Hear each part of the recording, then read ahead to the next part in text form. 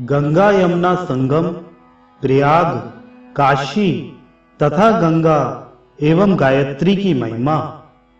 सूत जी कहते हैं, भगवान की भक्ति का यह महात्म्य सुनकर नारद जी बहुत प्रसन्न हुए।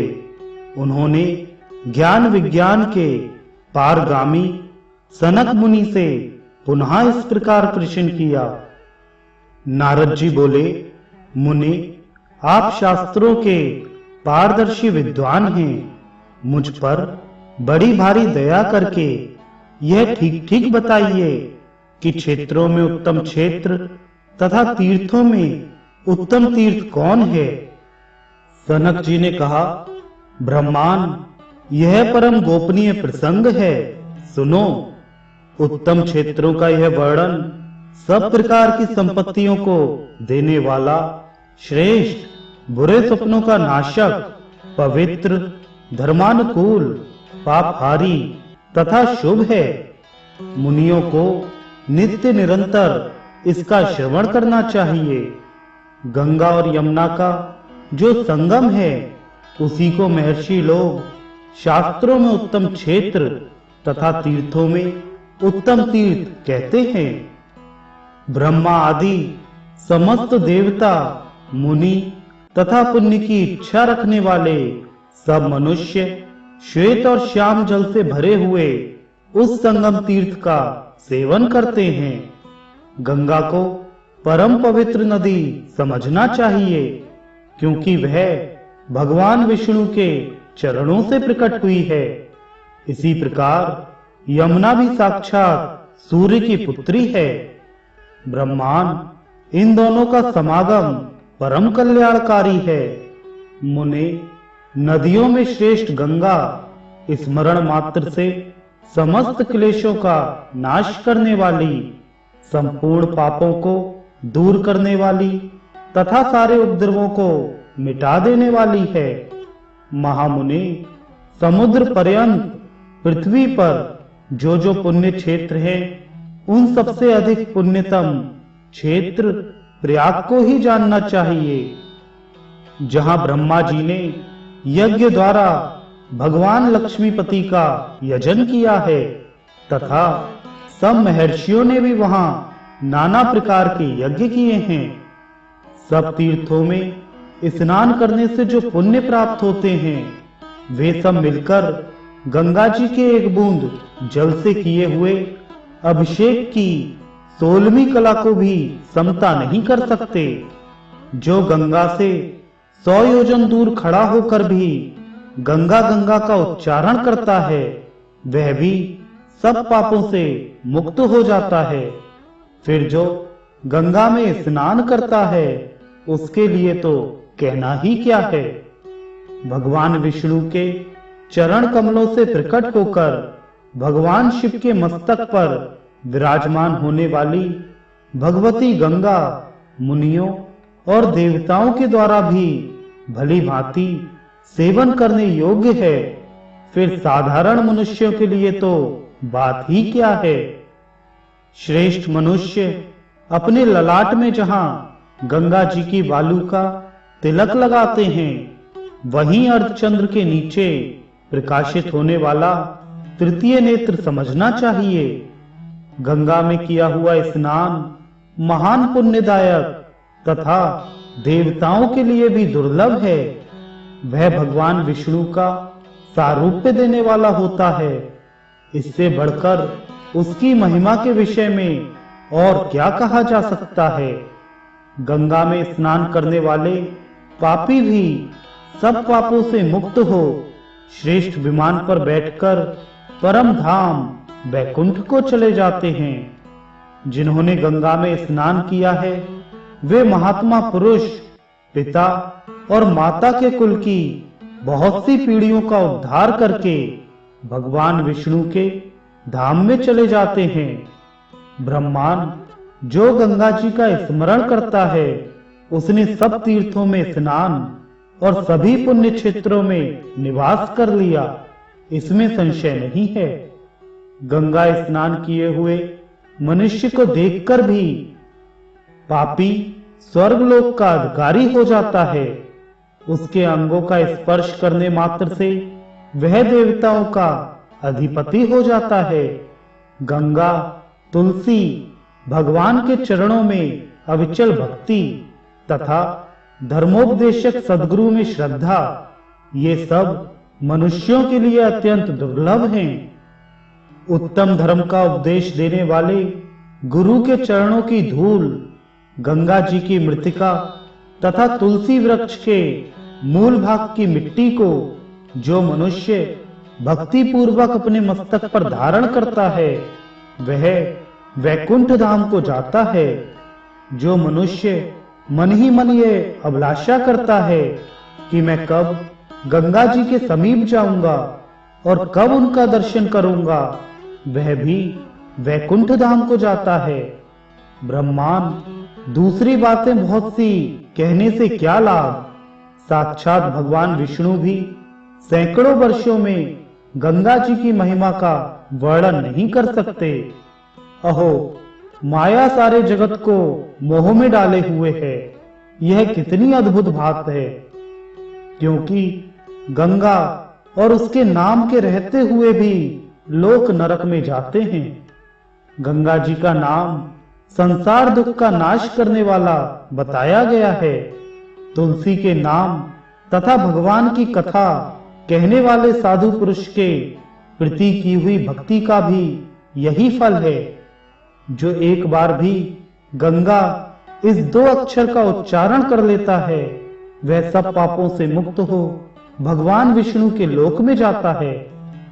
परम पुण्यमयी इस गंगा नदी का यदि मेष, तुला और मकर की संक्रांतियों में भक्ति पूर्वक सेवन किया जाए, तो सेवन करने वाले संपूर्ण जगत को यह पवित्र कर देती है। द्विजश्रेष्ठ गोदावरी, भीमरथी, कृष्णा, नर्मदा, सरस्वती, तुंगभद्रा, कावेरी, यमुना, बाहुदा, वेत्रवती, ताम्रपर्णी तथा सरयू आदि सब तीर्थों में गंगा जी ही सबसे प्रधान मानी गई हैं। जैसे सर्वव्यापी भगवान विष्णु संपूर्ण जगत को व्याप्त करके स्थित हैं, उसी प्रकार सब पापों का नाश करने वाली गंगा देवी सब तीर्थों में व्याप्त हैं। अहो, महान आश्चर्य है।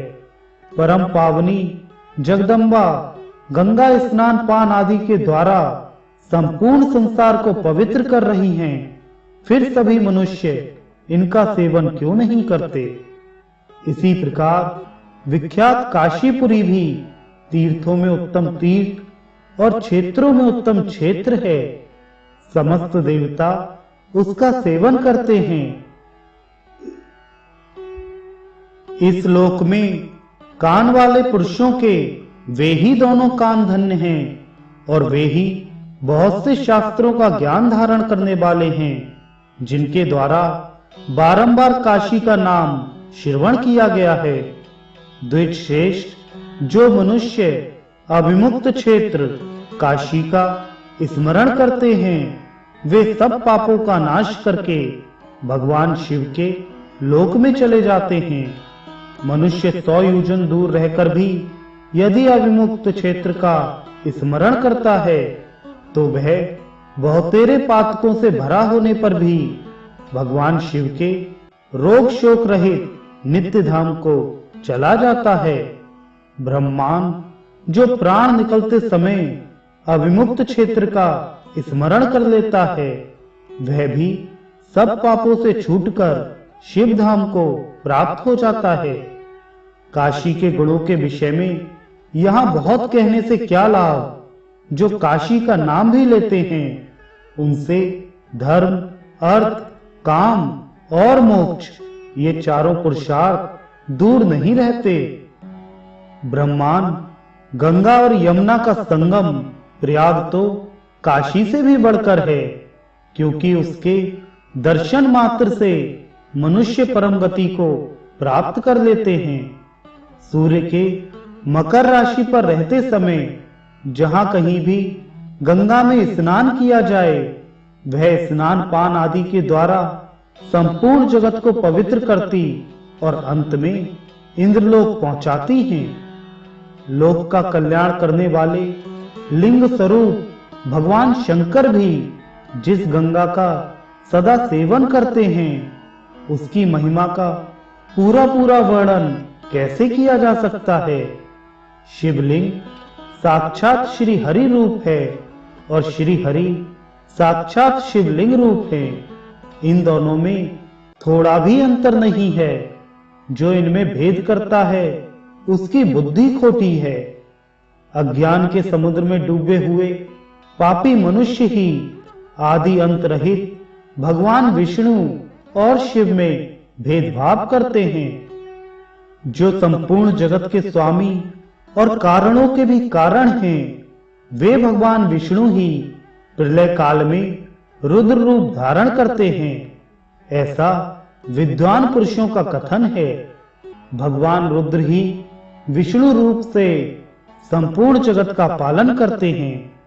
वे ही ब्रह्मा जी के रूप से संसार की सृष्टि करते हैं तथा अंत में हर रूप से वे ही तीनों लोकों का संहार करते हैं।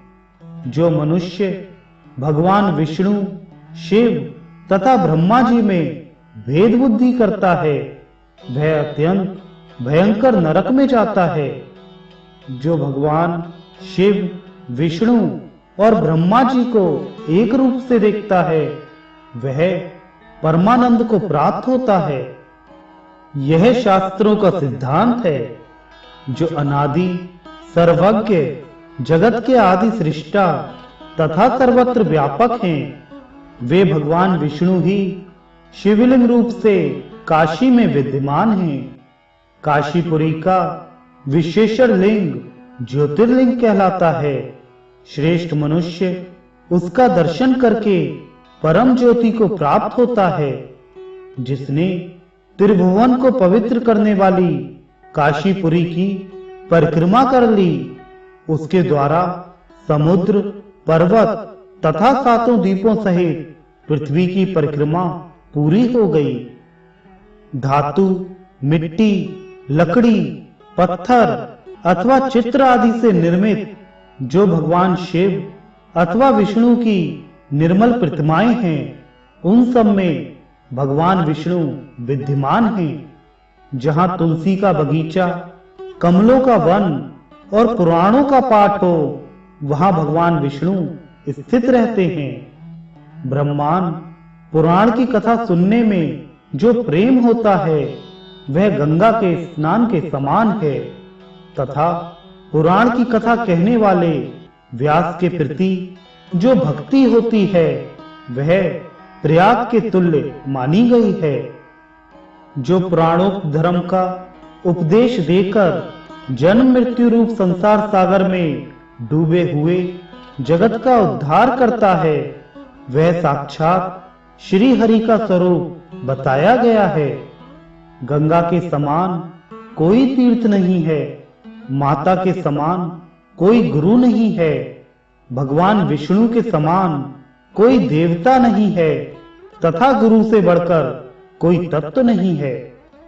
जैसे चारों वर्णों में ब्राह्मण, नक्षत्रों में चंद्रमा तथा सरोवरों में समुद्र श्रेष्ठ है, उसी प्रकार पुण्य तीर्थों और नदियों में गंगा सबसे श्रेष्ठ मानी गई है।